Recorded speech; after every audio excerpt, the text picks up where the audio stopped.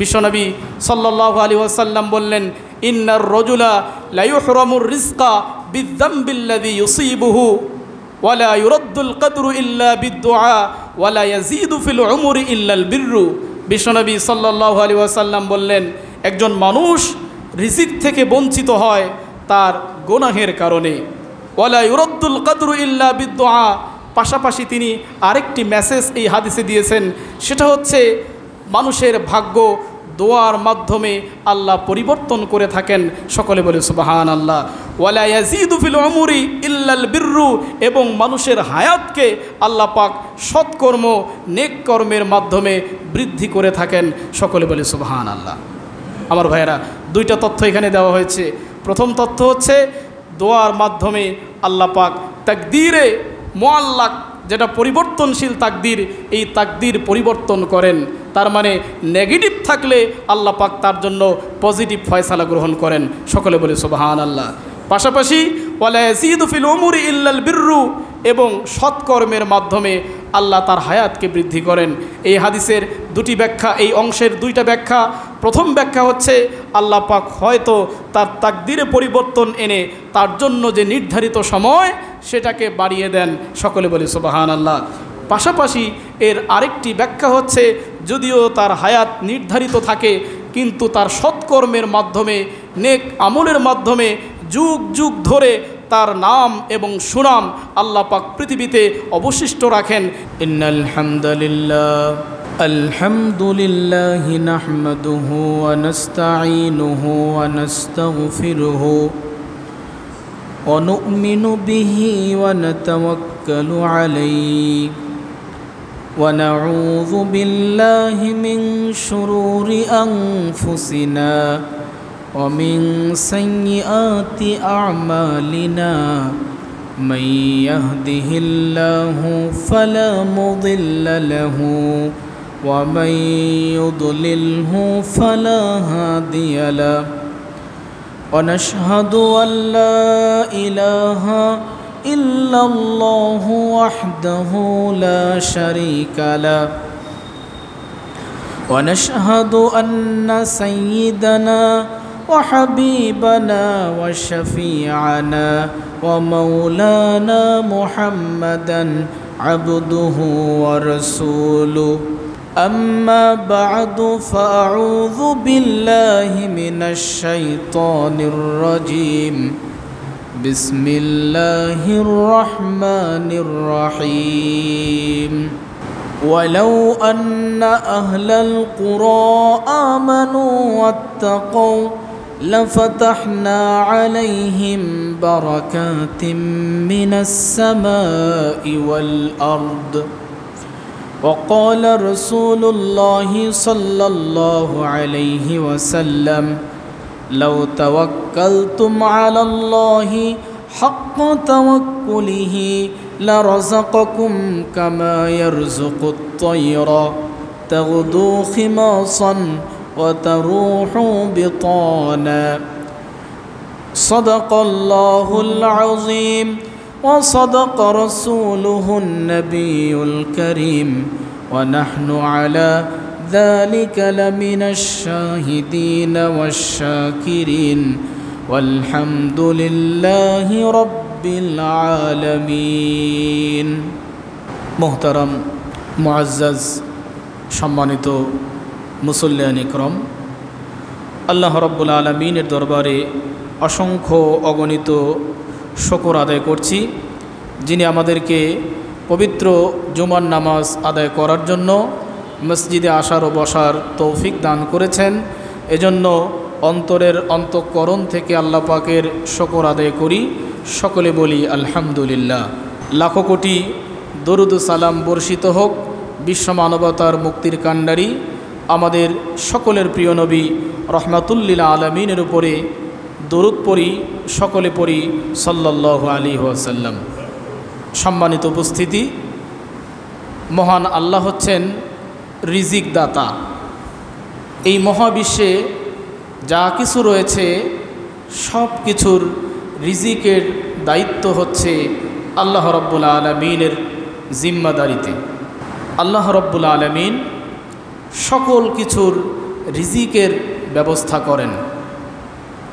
পৃথিবীতে যত প্রাণী আছে মানুষ ছাড়া সব প্রাণী আল্লাহ রাব্বুল আলামিনের এই রিজিক পর্যন্ত পৌঁছার সমস্ত উপায় উপকরণ অবলম্বন করার চেষ্টা করে।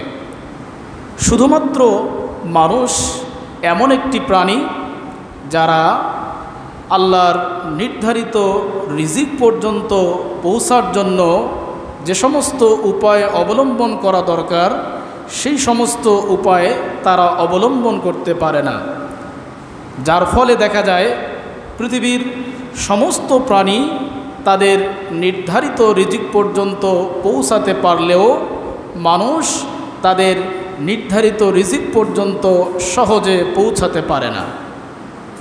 আমার ভাইয়েরা, রিজিক বলতে শুধু পেট পুরে খাদ্য গ্রহণ করা নয়। রিজিক শব্দের অর্থ হচ্ছে জীবন ধারণের জন্য একজন মানুষের যাবতীয় উপায় উপকরণ। অর্থাৎ একজন মানুষের জীবন ধারণের জন্য যা কিছু দরকার, যা কিছু প্রয়োজন, সমস্ত কিছু আল্লাহ রাব্বুল আলামিন রিজিকের মধ্যেই নিহিত রেখেছেন। একজন মানুষ যদি কিছু নির্ধারিত উপায় অবলম্বন করতে পারে, কিছু পদ্ধতি অ্যাপ্লাই করতে পারে, তাহলে আল্লাহ রাব্বুল আলামিন খুব সহজে তার কাছে রিজিক পৌঁছে দিবেন। সকলে বলি সুবহানাল্লাহ। আমার ভাইয়েরা, আজকের আলোচনার বিষয়বস্তু হচ্ছে রিজিক পাওয়ার উপায়। আমার ভাইয়েরা, আল্লাহ রাব্বুল আলামিন পবিত্র কোরআনে ঘোষণা করেছেন, ইন্নাল্লাহা হুয়ার রাজ্জাকু যুল কুওয়াতিল মাতিন। আল্লাহ রাব্বুল আলামিন বললেন, নিশ্চয়ই আল্লাহ হচ্ছেন রিজিক দাতা, তিনি হচ্ছেন মহাশক্তিশালী, তিনি হচ্ছেন মহাপরাক্রমশালী। পৃথিবীতে যত প্রাণী আছে সমস্ত প্রাণীর রিজিকের দায়িত্ব আল্লাহ রাব্বুল আলামিন গ্রহণ করেছেন। পবিত্র কোরআনের সূরা হুদ আয়াত নম্বর 6 আল্লাহ রাব্বুল আলামিন বললেন, আসমানের নিচে জমিনের উপরে যত প্রাণী আছে, যত মানুষ আছে, যত মখলুকাত আছে, সমস্ত কিছুর রিজিকের দায়িত্ব আমি আল্লাহ গ্রহণ করে নিয়েছি। সকলে বলি সুবহানাল্লাহ। আমার ভাইয়েরা, আল্লাহ রাব্বুল আলামিন বললেন, ওয়ামা মিন দাব্বাতিন ফিল আরদি ইল্লা আলাল্লাহি রিজকুহা ওয়া ইয়ালামু মুস্তাকাররাহা ওয়া মুস্তাওদাআহা কুল্লুম ফি কিতাবিম মুবিন। আল্লাহ রাব্বুল আলামিন বললেন, আসমানের নিচে জমিনের উপরে যত প্রাণী আছে সমস্ত প্রাণীর, সমস্ত মখলুকের রিজিকের জিম্মাদারি আমি আল্লাহ গ্রহণ করেছি। ওয়া ইয়ালামু মুস্তাকাররাহা ওয়া মুস্তাওদাআহা, এবং আল্লাহ জানেন একজন মখলুক কোথায় আছে, কোথায় তাকে সুপর্দ করা হয়েছে। কুল্লুম ফি কিতাবিম মুবিন, সব কিছু একটি নির্দিষ্ট কিতাবের মধ্যে লিপিবদ্ধ করা আছে। সকলে বলি সুবহানাল্লাহ। তার মানে হলো পৃথিবীতে যত মখলুক আছে সেটা চার দেয়ালের মাঝখানে থাকুক, সেই প্রাণী পাথরের ভেতরে থাকুক, সেই প্রাণী স্থলভাগে থাকুক, কিংবা সমুদ্রের অতল গহ্বরে থাকুক না কেন, সেখানে তার রিজিক পৌঁছার দায়িত্ব আল্লাহ পাক রব্বুল আলামিন গ্রহণ করে নিয়েছেন। সকলে বলি সুবহানাল্লাহ। আমার ভাইয়েরা, কিন্তু দুঃখের বিষয় হচ্ছে পৃথিবীর সমস্ত প্রাণী খুব সহজে তাদের নির্ধারিত রিজিক পর্যন্ত পৌঁছাতে পারে, শুধুমাত্র আমরা মানুষ আশরাফুল মাখলুকাত হওয়া সত্ত্বেও নির্ধারিত রিজিক পর্যন্ত খুব সহজে পৌঁছাতে পারি না। এত এত পরিশ্রম, এত এত খাটুনি করার পরেও কেমন যেন মনে হয় আমার ভাগ্যে যতটুকু রিজিক আল্লাহ লিখে রেখেছেন সেটা আমি পাচ্ছি না। এর কারণ হলো আল্লাহ রাব্বুল আলামিন রিজিক দেওয়ার জন্য কিছু উপায় আমাদেরকে দিয়েছেন, কিছু পদ্ধতি আমাদেরকে অনুসরণ করতে বলেছেন সেগুলি আমরা অনুসরণ করতে পারি না। আমার ভাইয়েরা, সহজে রিজিক পাওয়ার প্রথম যে পদ্ধতি, প্রথম যে পন্থা, সেটা হচ্ছে ঈমান এবং তাকওয়ার নীতিতে অটুট থাকা। পৃথিবীর কোনো মানুষ যদি ঈমান পোক্ত করতে পারে, তাকওয়ার নীতি অবলম্বন করতে পারে, তাহলে আল্লাহ রাব্বুল আলামিন তার কাছে সহজে রিজিক পৌঁছে দিবেন। সকলে বলি সুবহানাল্লাহ। পবিত্র কোরআন আল্লাহ রাব্বুল আলামিন ঘোষণা করলেন, ওয়ালাউ আন্না আহলাল কুরা আমানু ওয়াত্তাকাউ লাফাতাহনা আলাইহিম বারাকাতিম মিনাস সামাই ওয়াল আরদি। আল্লাহ রাব্বুল আলামিন বললেন, যদি জনপদের মানুষজন ঈমান আনয়ন করতে পারে, তাকওয়ার নীতিতে অটুট থাকতে পারে, তাহলে আমি তাদের জন্য আসমান এবং জমিনের সমস্ত রহমতের দুয়ার খুলে দিব। সকলে বলি সুবহানাল্লাহ।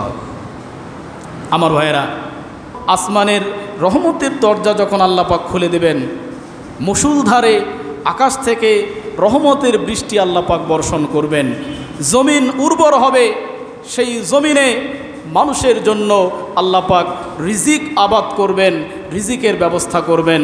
সকলে বলি সুবহানাল্লাহ।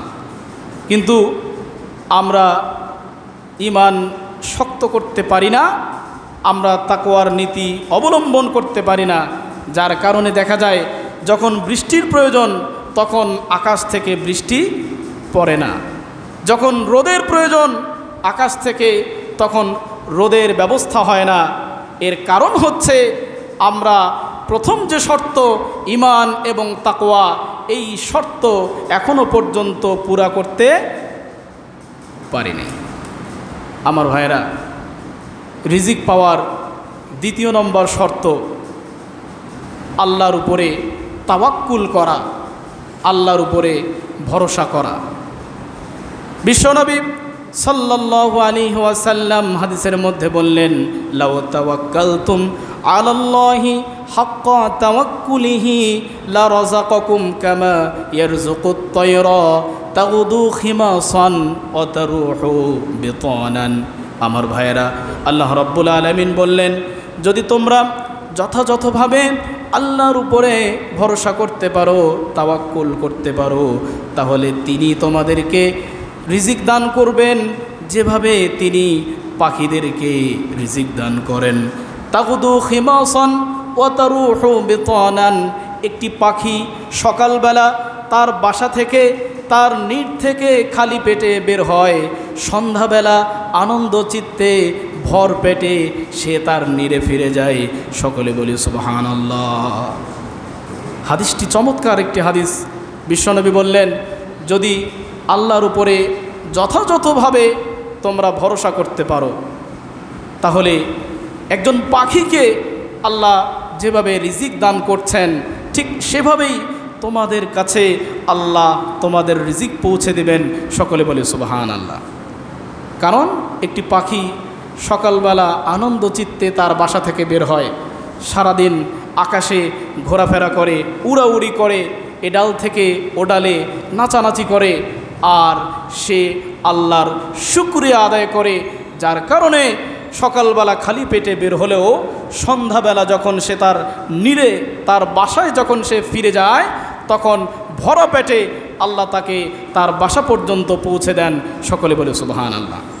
কিন্তু আশরাফুল মাখলুকাত হয়ে, পৃথিবীর শ্রেষ্ঠতম জীব হয়ে সকালবেলা যখন আমরা আমাদের বাসা থেকে বের হই, তখন মনের মধ্যে অশান্তি নিয়ে বের হই, সারাদিন পেরেশানির মধ্যে আমাদের সময়কে কাটিয়ে যখন সন্ধ্যাবেলা আবার বাসায় ফিরে আসি, তখনও একগাদা অশান্তি নিয়ে, একগাদা পেরেশানি নিয়ে আমরা বাসায় ফিরি। শান্তি আর রিজিক আমরা কখনো আল্লাহর কাছ থেকে নিতে পারি না। কেন? কারণ হচ্ছে পাখি আল্লাহর উপরে যেভাবে ভরসা করতে পেরেছে, আমি মানুষ হয়ে সেভাবে আল্লাহর উপরে ভরসা করতে পারি নাই। পাখি যেভাবে আল্লাহর উপরে তাওয়াক্কুল করতে পেরেছে, আমি আশরাফুল মাখলুকাত হয়ে আল্লাহর উপরে সেভাবে তাওয়াক্কুল করতে পারি নাই।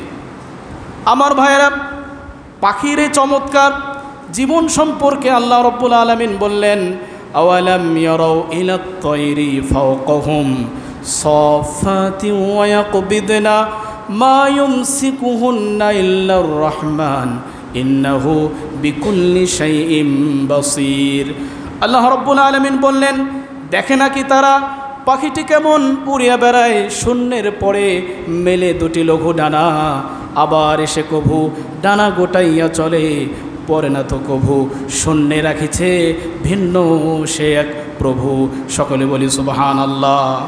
আমার ভাইরা, একটি পাখিকে আমরা দেখতে পাচ্ছি আকাশে ডানা ঝাপটিয়ে ঝাপটিয়ে সে উড়ে বেড়াচ্ছে, আবার কখনো কখনো ডানা না ঝাপটিয়ে আটোসাটো হয়ে ডানা শূন্যে মেরে ধরে সে ধীর গতিতে আকাশে উড়ে বেড়াচ্ছে। এসব ক্ষমতা, এসব যোগ্যতা আমার রব্বুল আলামিন একটি পাখিকে দিয়েছেন। সকলে বলি সুবহানাল্লাহ। আমার ভাইয়েরা, রিজিক পাওয়ার আরেকটি উপায় হচ্ছে আল্লাহর পথে ব্যয় করা, আল্লাহর পথে খরচ করা। একটি হাদিসে বিশ্বনবী সাল্লাল্লাহু আলাইহি ওয়াসাল্লাম বললেন, হাদিসে কুদসি, যেখানে আল্লাহর বক্তব্য থাকে, আল্লাহ রাব্বুল আলামিন কিয়ামতের ময়দানে কিছু সংখ্যক মানুষকে ডেকে বলবেন, হে আদম সন্তান, আমি তো পিপাসার্ত ছিলাম, তুমি আমাকে পানি খাওয়াও নাই, পানি পান করাও নাই। আমি তো ক্ষুধার্ত ছিলাম, তুমি আমার জন্য খাবারের ব্যবস্থা করো নাই। আমি তো অসুস্থ ছিলাম, তুমি আমার কোনো সেবা, আমার কোনো শুশ্রূষা করো নাই, আমার কোনো যত্ন নেও নাই। মানুষ আল্লাহ পাককে বলবেন, আয় রব্বুল আলামিন, আপনি তো মহাপবিত্র, আপনি কোনো অভাব আপনাকে স্পর্শ করতে পারে না, কোনো অসুস্থতা আপনাকে স্পর্শ করতে পারে না, তাহলে আপনি কি করে পিপাসার্ত হলেন, আর কি করে ক্ষুধার্ত হলেন, আর কিভাবেই বা আপনি অসুস্থ হলেন? তখন আল্লাহ রাব্বুল আলামিন বলবেন, হে আদম সন্তান, তোমার পাশের বাড়ির একজন মানুষ পিপাসার্ত ছিল, সে ক্ষুধার্ত ছিল, তার খাবার এবং পানির ব্যবস্থা তুমি করো নাই। যদি তার খাবার এবং পানির ব্যবস্থা করতে, তাহলে কেমন যেন তুমি আমার জন্যই খাবার এবং পানির ব্যবস্থা করতে। সকলে বলে সুবহানাল্লাহ। তোমার বাড়ির পাশের একজন অসুস্থ ছিল, তুমি তার সেবা করো নাই। যদি তুমি তার সেবা করতে, তাহলে কেমন যেন আমি আল্লাহরই তুমি সেবা করতে। সকলে বলি সুবহানাল্লাহ। আমার ভাইয়েরা, এই অর্থ সম্পদ আল্লাহ আমাদেরকে দিয়েছেন, এটা দিয়ে যদি আমরা আল্লাহর সন্তুষ্টি অর্জন করতে না পারি, এটা দিয়ে যদি আমরা মানব সেবা করতে না পারি, এটা দিয়ে যদি আমরা পৃথিবীর উন্নতি করতে না পারি, তাহলে এই সম্পদের কোনো মানে হয় না, এই সম্পদের কোনো অর্থ হয় না। অথচ আল্লাহ রাব্বুল আলামিন পবিত্র কোরআনে বললেন, ওয়ামা আনফাকতুম মিন শাইইন ফাহুয়া ইউখলিফু ওয়া হুয়া খায়রুর রাযিকিন। আল্লাহ রাব্বুল আলামিন বললেন, আল্লাহর পথে তোমরা যে অংশটুকু দান করছো, এর বিনিময়ে আল্লাহ তোমাদেরকে তার থেকেও উত্তম দান করবেন। ওয়া হুয়া খায়রুর রাযিকিন, আর তিনি হচ্ছেন সবথেকে উত্তম দানকারী। সকলে বলি সুবহানাল্লাহ।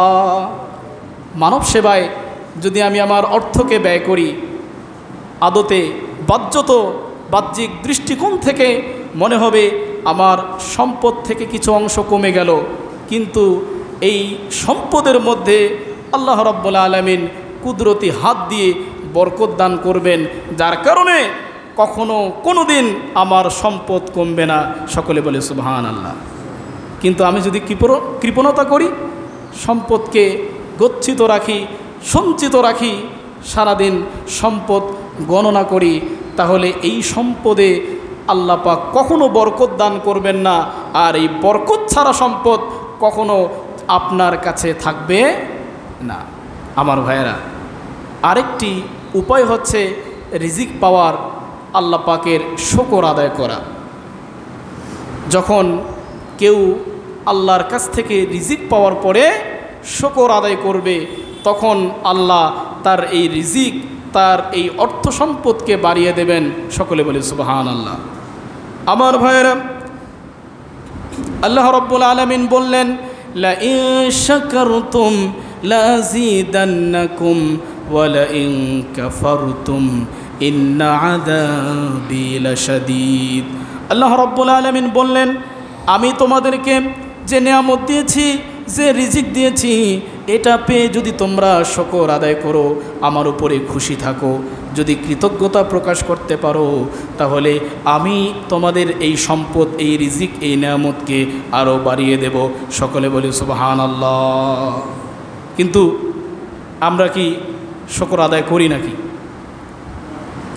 সামান্য পরীক্ষা, সামান্য বিপদ যদি আল্লাহর পক্ষ থেকে আমার উপরে আসে, তাহলেই আমি নাফরমানি করে বসি, তাহলেই আল্লাহকে দোষারোপ পর্যন্ত করতে আমি দ্বিধা করি না।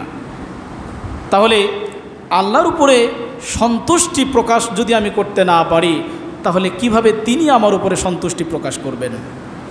আল্লাহর এই সম্পদ পাওয়ার পরে আমি যদি খুশি না থাকি, আমি যদি শুকরিয়া আদায় না করি, তাহলে আল্লাহ কিভাবে আমার উপরে খুশি থাকবেন, আমার উপরে সন্তুষ্ট থাকবেন? আমার ভাইয়েরা, এজন্য আমাদের দায়িত্ব হবে আল্লাহ পাক যে সম্পদ আমাকে দিয়েছেন, এই সম্পদের উপরে খুশি থাকা, এটাকে যথাযথ জায়গায় খরচ করা, ব্যয় করা এবং আল্লাহর উপরে সবসময় আল্লাহর কাছে কৃতজ্ঞতা জ্ঞাপন করা, শুকরিয়া আদায় করা। আমার ভাইয়েরা, রিজিক পাওয়ার আরেকটি উপায় হচ্ছে বেশি বেশি করে আল্লাহর কাছে ক্ষমা প্রার্থনা করা। হযরত নূহ আলাইহিস সালাতু ওয়াস সালাম তার সম্প্রদায়কে বললেন, ইস্তাগফিরু রাব্বাকুম ইন্নাহু কানা গফফারা ইউরসিলিস সামাআ আলাইকুম মিদরারা ওয়া ইউমদিদুকুম বিআমওয়ালিন ওয়া বানিনা ওয়া ইয়াজআল লাকুম জান্নাতিন ওয়া ইয়াজআল লাকুম আনহারা। আমার ভাইয়েরা, নূহ আলাইহিস সালাতু ওয়াস সালাম বললেন, আমি আমার সম্প্রদায়কে বলেছি, তোমরা আল্লাহর কাছে ক্ষমা প্রার্থনা করো, ইন্নাহু কানা গফফারা, নিশ্চয়ই তিনি তোমাদের সমূহ গুনাহ ক্ষমা করে দিবেন। সকলে বলি সুবহানাল্লাহ। যদি তোমরা ক্ষমা পেয়ে যাও, তাহলে কি হবে? আল্লাহ পাক পরের আয়াতে বললেন, হযরত নূহ আলাইহিস সালাতু ওয়াস সালামের বক্তব্য এখানে কোট করা হলো। সেখানে বলা হচ্ছে, ইউরসিলিস সামাআ আলাইকুম মিদরারা, তাহলে আকাশ থেকে তিনি তোমাদের জন্য রহমতের বৃষ্টি দান করবেন। সকলে বলে সুবহানাল্লাহ। এরপরের আয়াতে বললেন, ওয়া ইউমদিদুকুম বিআমওয়ালিন ওয়া বানিন, আর তিনি তোমাদেরকে সাহায্য করবেন তোমাদের ধন সম্পদ এবং তোমাদের সন্তান সন্ততির দ্বারা। সকলে বলি সুবহানাল্লাহ। আমার ভাইয়েরা, শেষের যে আয়াতে কারিমা, ওয়ায়ুমদিদুকুম বিআমওয়ালিন ওয়া বানিন, তিনি সাহায্য করবেন সম্পদ এবং সন্তানের মাধ্যমে, এটি অত্যন্ত গুরুত্বপূর্ণ একটি আয়াতে কারিমা। কারণ আপনার সম্পদ এবং সন্তান থাকলেই যে আপনি সাহায্যপ্রাপ্ত হবেন, এর কোনো নিশ্চয়তা নেই। আপনার অর্থ সম্পদ, আপনার সন্তান সন্ততি, এটি যদি আপনার কাজে না আসে, তাহলে এর কোনো অর্থই হয় না, এর কোনো মানেই হয় না। আর আপনার সম্পদ তখনই আপনার কাজে আসবে যখন আপনি আপনার সন্তানকে সুসন্তানে পরিণত করবেন। কিন্তু আপনার সন্তান যদি সুসন্তান না হয়, তাহলে আপনার বিপদের সময় এই সম্পদ এবং এই সন্তান আপনার কোনো উপকার করতে পারবে না। এজন্য বেশি বেশি ইস্তেগফার করতে হবে। বিশ্বনবী সাল্লাল্লাহু আলাইহি ওয়াসাল্লাম বললেন, আমি দিনে 70 বারেরও বেশি আল্লাহর কাছে ইস্তেগফার করি, ক্ষমা প্রার্থনা করি। কতবার? 70 বার। কতবার? এর বেশি। অথচ আল্লাহ রাব্বুল আলামিনের ঘোষণা হচ্ছে, বিশ্বনবী সাল্লাল্লাহু আলাইহি ওয়াসাল্লামের না সামনের না পিছনের কোনো গুনাহ নাই, তিনি গুনাহ থেকে, পাপ থেকে, কলঙ্ক থেকে সম্পূর্ণরূপে পবিত্র। সকলে বলে সুবহানাল্লাহ। তাহলে একজন কলঙ্ক মুক্ত মহা ব্যক্তি, যার কোনো পাপ নাই, যার কোনো গুনাহ নাই, তিনি যদি 70 বারেরও বেশি দৈনিক তওবা করতে পারে, আল্লাহর কাছে ক্ষমা প্রার্থনা করতে পারে, তাহলে আমরা যাদের জীবনটা গুনাহে ভরে গেছে, পাপে যুক্ত হয়েছে, কলঙ্ক দিয়ে একবারে কালিযুক্ত হয়েছে, আমাদের কি করা দরকার? আমাদের কি করা দরকার? 70,000 বারেরও বেশি তওবা করা দরকার কিনা বলেন? আমরা দিনে কয়বার তওবা করি? দিনে কয়বার আল্লাহকে বলি আল্লাহ আমাকে ক্ষমা করো? কয়বার আমরা অনুতপ্ত হই, লজ্জিত হই, আল্লাহ আমি তো বিপদে আছি, আমি তো ভুল পথে আছি, আমি তোমার নাফরমানিতে লিপ্ত আছি, আমাকে ক্ষমা করো, আমাকে সঠিক পথের দিশা দাও। কয়জন বলি? একবারও বলার সুযোগ হয়? হায় হায়, তাহলে কিভাবে আপনি রিজিক পাবেন আল্লাহর কাছ থেকে? আমি কিভাবে আল্লাহর কাছ থেকে সহজে রিজিক পাবো? কারণ আমি তো আল্লাহর কাছে কখনো ক্ষমাই চাই না, অথচ আমার জীবনে গুনাহের কোনো শেষ নাই, আমার জীবনে পাপের কোনো শেষ নাই। আমার ভাইয়েরা, এজন্যই আমাদের অবস্থা হচ্ছে সকালবেলা পেরেশানি নিয়ে ঘর থেকে বেরোচ্ছি, সন্ধ্যাবেলা রাতের বেলা ঘরে ফিরে যাচ্ছি, তখনও পেরেশানি, তখনও অভাব, তখনও অশান্তি। শান্তি এবং পেরেশানি মুক্ত জীবন আমরা কখনো লাভ করতে পারছি না। আমার ভাইয়েরা, রিজিক পাওয়ার আরেকটি উপায় হচ্ছে আল্লাহর ইবাদত করার জন্য সময় বের করা, আল্লাহর বন্দেগী করার জন্য সময় বের করা, নিজের কর্মব্যস্ত সময় থেকে কিছু সময় বরাদ্দ করা যে আমি এই সময়টা আল্লাহর ইবাদত করব। তাহলে আল্লাহ পাক রিজিকের অভাব দূর করে দেবেন। সকলে বলি সুবহানাল্লাহ। আমার ভাইয়েরা, বিশ্বনবী সাল্লাল্লাহু আলাইহি ওয়াসাল্লাম হাদিসে কুদসি বর্ণনা করলেন, যেখানে আল্লাহ পাক নিজেই বলছেন, ইয়া আদম তাফাররাক লিইবাদাতি আমলাউ কলবাকা গিনা ওয়া আমলাউ ইয়াদাইকা রিজকা ইয়া আদম লা তুবাইদ মিন্নি ফামলাউ কলবাকা ফাকরা ওয়া আমলাউ ইয়াদাইকা শুগলা। বিশ্বনবী সাল্লাল্লাহু আলাইহি ওয়াসাল্লাম হাদিসে কুদসি বর্ণনা করলেন, যেখানে আল্লাহ রাব্বুল আলামিন বললেন, ইয়া আদম, হে আদম সন্তান, তাফাররাক লিইবাদাতি, আমার ইবাদত করার জন্য কিছু সময়কে বরাদ্দ করে নাও। তাহলে কি হবে?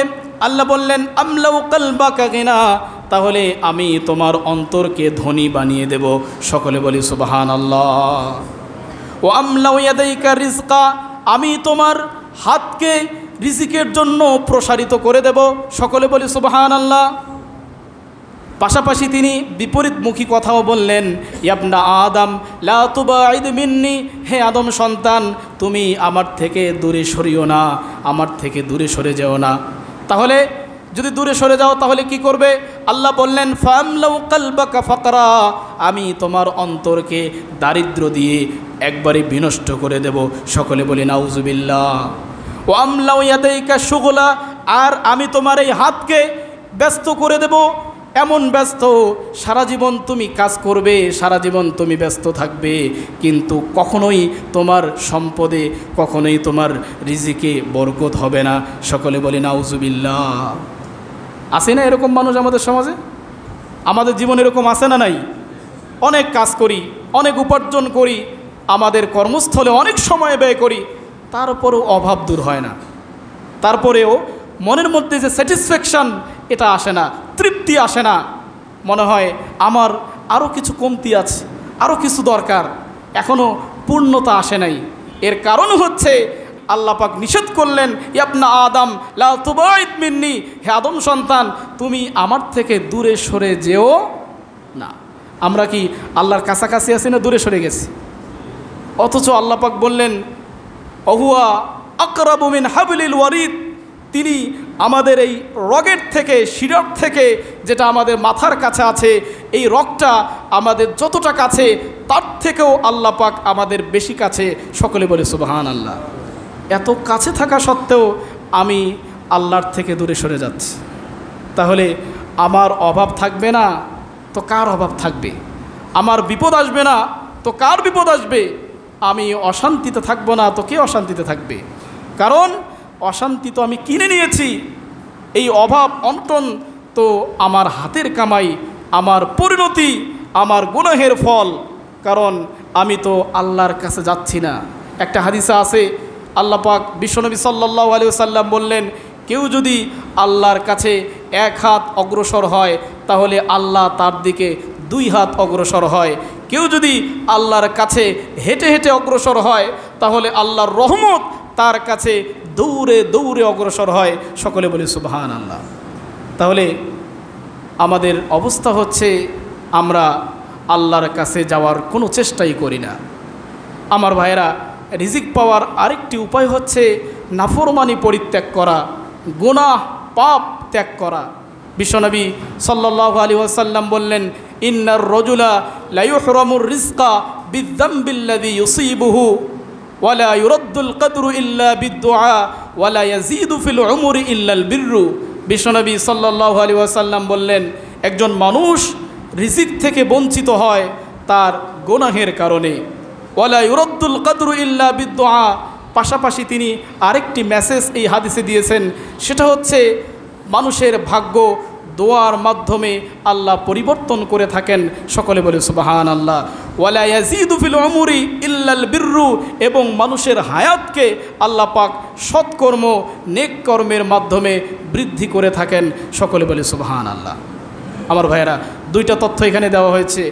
প্রথম তথ্য হচ্ছে দোয়ার মাধ্যমে আল্লাহ পাক তাকদীরে মুআল্লাক, যেটা পরিবর্তনশীল তাকদীর, এই তাকদীর পরিবর্তন করেন। তার মানে নেগেটিভ থাকলে আল্লাহ পাক তার জন্য পজিটিভ ফয়সালা গ্রহণ করেন। সকলে বলে সুবহানাল্লাহ।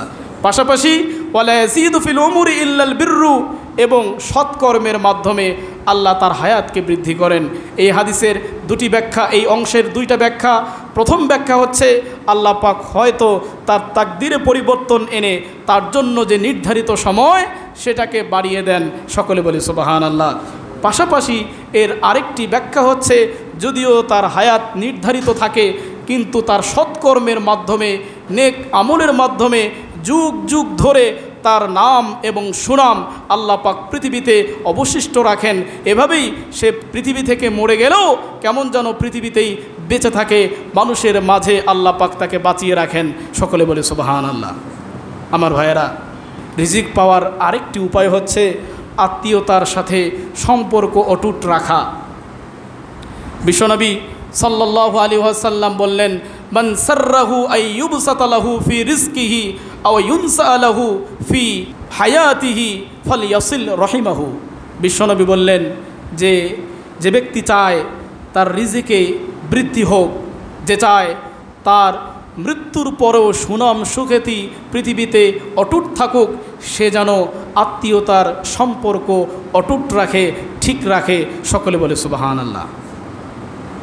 দুইটা ফায়দা আত্মীয়তার সম্পর্ক ঠিক রাখলে। প্রথম কথা হচ্ছে আল্লাহ পাক রিজিকে বরকত দিবেন। দ্বিতীয় ফায়দা হচ্ছে আপনি যখন মারা যাবেন আর আত্মীয়তার সম্পর্ক অটুট রেখে মারা যাবেন, তখন কেমন যেন এই আত্মীয়রা আপনাকে পৃথিবীতে বাঁচিয়ে রাখবে সুনাম সুখ্যাতির মাধ্যমে। সকলে বলে সুবহানাল্লাহ। কিন্তু আজকের সমাজে আমরা কি আত্মীয়তার সম্পর্ক ঠিক রাখি? বলেন। আমরা আজকে আত্মীয়তার এই সম্পর্ককে অর্থনৈতিক মানদণ্ডে মাপার চেষ্টা করি। আমার যে আত্মীয় একটু ধনী পর্যায়ে আছে, আমরা তাদের সাথে নিয়মিত যোগাযোগ রাখি।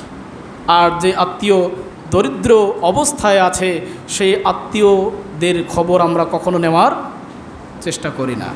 এমনকি আমার বাসায় যদি কোনো আয়োজন হয়, কোনো অনুষ্ঠান হয়, তাহলে সেই অনুষ্ঠানের কার্ড, সেই অনুষ্ঠানের দাওয়াতপত্র, নিমন্ত্রণপত্র আমরা ধনী আত্মীয়কে দেওয়ার চেষ্টা করি, কখনো দরিদ্র এবং গরিব আত্মীয়কে দেওয়ার প্রয়োজন মনে করি না।